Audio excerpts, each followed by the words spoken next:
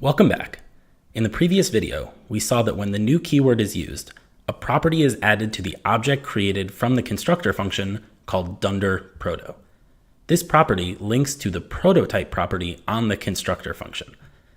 But what value does this prototype property have? The prototype property is an object which can have methods and properties placed on it.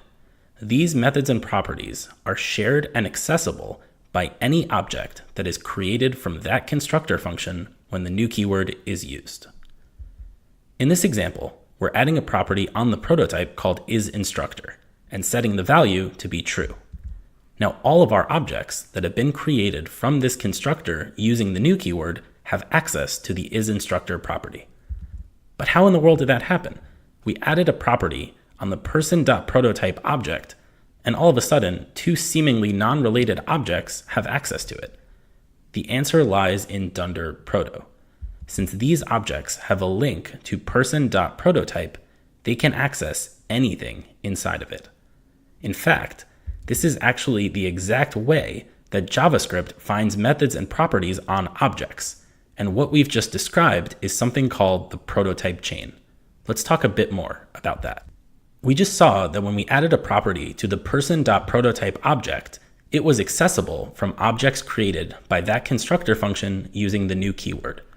We then said that the reason why this was possible is because of the way that JavaScript looks for methods and properties.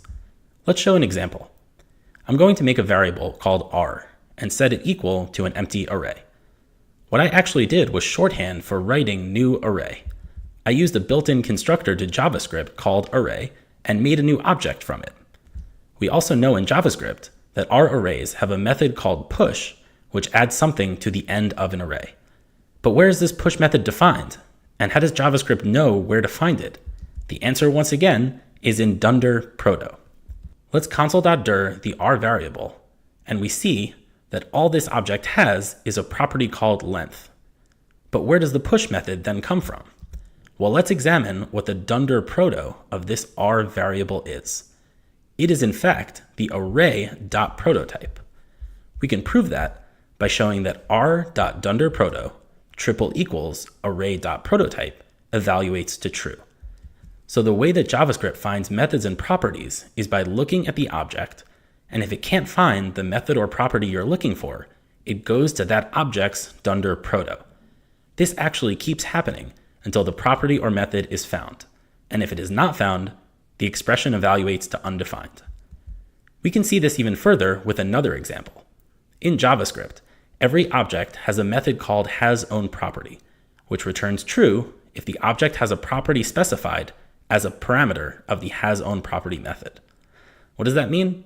Sometimes a code example is worth 1,000 words. Let's go back to our r variable. We're going to try to see if that r variable has an own property of length. But where is this method located? Let's look at our r variable with console.dir. You can also just type dir. Well, it doesn't seem to be here. So what does JavaScript do? It goes up the prototype chain and finds the next dunderproto.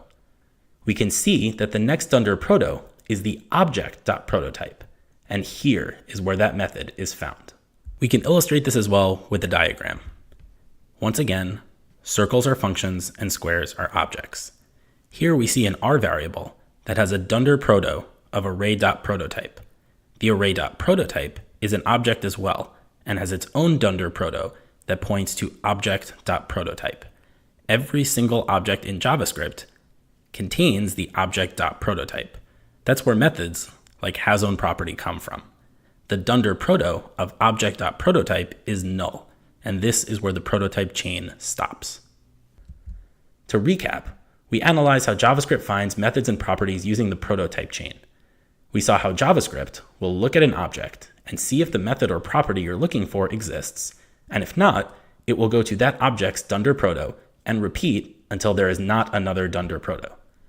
In the next video, we'll talk more about the value of the prototype property and practice with an exercise. See you soon.